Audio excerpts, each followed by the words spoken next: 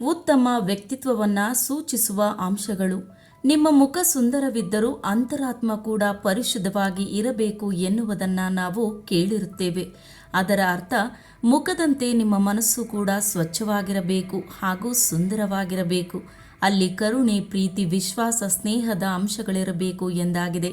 ಮುಖ ಸುಂದರವಿದ್ದು ಮನಸ್ಸು ಕೆಟ್ಟದ್ದಾಗಿದ್ದರೆ ಅಂತಹವರನ್ನು ಯಾರೂ ಇಷ್ಟಪಡಲಾರರು.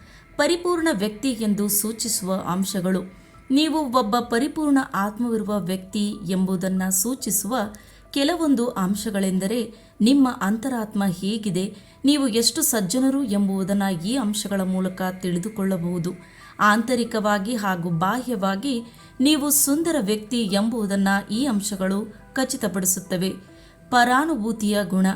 ಇತರರ ಭಾವನೆಗಳನ್ನು ಅರ್ಥ ಮಾಡಿಕೊಳ್ಳುವ, ಹಂಚಿಕೊಳ್ಳುವ ಸಾಮರ್ಥ್ಯವನ್ನು ಪರಾನುಭೂತಿ ತಿಳಿಸುತ್ತದೆ. ಉತ್ತಮ ವ್ಯಕ್ತಿತ್ವದ ವ್ಯಕ್ತಿಗಳು ಹೆಚ್ಚಿನ ಮಟ್ಟದ ಪರಾನುಭೂತಿಯನ್ನು ಹೊಂದಿರುತ್ತಾರೆ.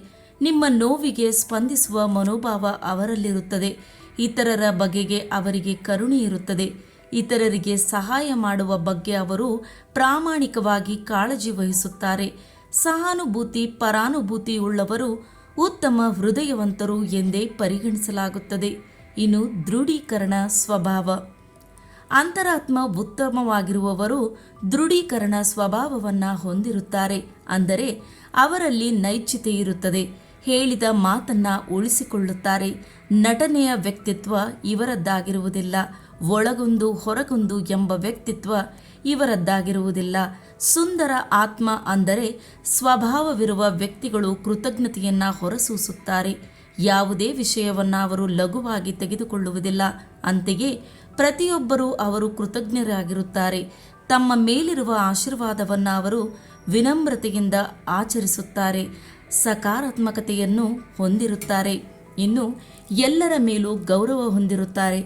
ಉತ್ತಮ ಸ್ವಭಾವ ಹೊಂದಿರುವ ವ್ಯಕ್ತಿಗಳು ತಾರತಮ್ಯ ಮಾಡುವುದಿಲ್ಲ. ಸಣ್ಣವರು ದೊಡ್ಡವರು ಸಮಾನ ರೀತಿಯ ಗೌರವ ನೀಡುತ್ತಾರೆ.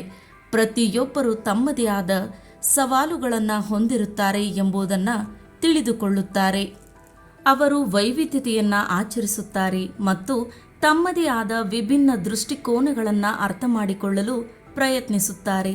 ಪ್ರಾಣಿಗಳು ಹಾಗೂ ಪರಿಸರದ ಮೇಲೆ ಅಪಾರ ಕಾಳಜಿಯನ್ನು ವಹಿಸುತ್ತಾರೆ. ಇನ್ನು ದಯೆಯ ಕೆಲಸವನ್ನು ಮಾಡುತ್ತಾರೆ.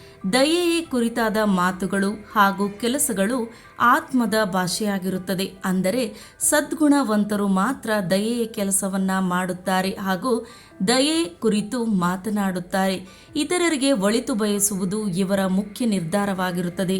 ಆತ್ಮೀಯ ನಗು, ಸಹಾಯ ಹಸ್ತ, ಸಾಂತ್ವನದ ಮಾತುಗಳು ಹೀಗೆ ದಯಾಪರರಾಗಿ ಕೆಲಸವನ್ನು ಮಾಡುತ್ತಿರುತ್ತಾರೆ. ಇನ್ನು ಕ್ಷಮಿಸುವುದು. ಒಳ್ಳೆಯ ಮನಸ್ಸಿನವರು, ಸದ್ಗುಣವಂತರು ಕ್ಷಮಿಸುವುದನ್ನು ತಮ್ಮ ಜೀವನದ ಒಂದು ಭಾಗವಾಗಿ ಕಾಣುತ್ತಾರೆ. ಕ್ಷಮೆಯನ್ನು ತಿದ್ದಿಕೊಳ್ಳಲು ಒಂದು ಅವಕಾಶ ಎಂದು ಇವರು ಪರಿಗಣಿಸುತ್ತಾರೆ. ಕ್ಷಮಿಸಲು ಕೂಡ ಶಕ್ತಿ ಬೇಕಾಗುತ್ತದೆ. ಸಾಮಾನ್ಯ ವ್ಯಕ್ತಿಗಳಿಗೆ ಇದು ಸಾಧ್ಯವಿಲ್ಲದ ಮಾತಾಗಿದೆ. ಆದರೆ ಸದ್ಗುಣವಂತರು ಬೇಗನೆ ಕ್ಷಮಿಸಿಬಿಡುತ್ತಾರೆ. ಇನ್ನು ಮಾನವೀಯತೆ. ಈ ವ್ಯಕ್ತಿಗಳಲ್ಲಿ ಮಾನವೀಯ ಗುಣಗಳು ಸಾಕಷ್ಟಿರುತ್ತದೆ. ಮಾನವೀಯ ಗುಣಗಳು ಇವರಲ್ಲಿರುತ್ತದೆ ಹಾಗೂ ಇತರರಿಗೆ ಒಳ್ಳೆಯದನ್ನು ಬಯಸುತ್ತಾರೆ. ತಮ್ಮ ಸಾಮರ್ಥ್ಯದ ಬಗೆಗೆ ಇವರು ತಿಳಿದುಕೊಂಡಿರುತ್ತಾರೆ. ಅಂತೆಯೇ ದೌರ್ಬಲ್ಯಗಳ ಬಗ್ಗೆಯೂ ಇವರು ಜಾಗೃತರಾಗಿರುತ್ತಾರೆ. ಸುಂದರವಾದ ಹೃದಯವಿರುವ ವ್ಯಕ್ತಿಗಳಲ್ಲಿ ಪ್ರೀತಿಗೆ ಕೊರತೆ ಇರುವುದಿಲ್ಲ.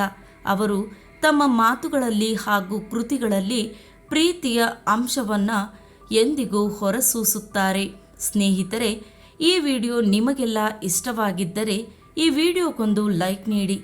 ಇನ್ನಷ್ಟು ಹೆಚ್ಚಿನ ವಿಡಿಯೋಸ್ಗಳಿಗಾಗಿ ನನ್ನ ಚಾನಲನ್ನು ತಪ್ಪದೇ ಸಬ್ಸ್ಕ್ರೈಬ್ ಮಾಡಿಕೊಳ್ಳಿ.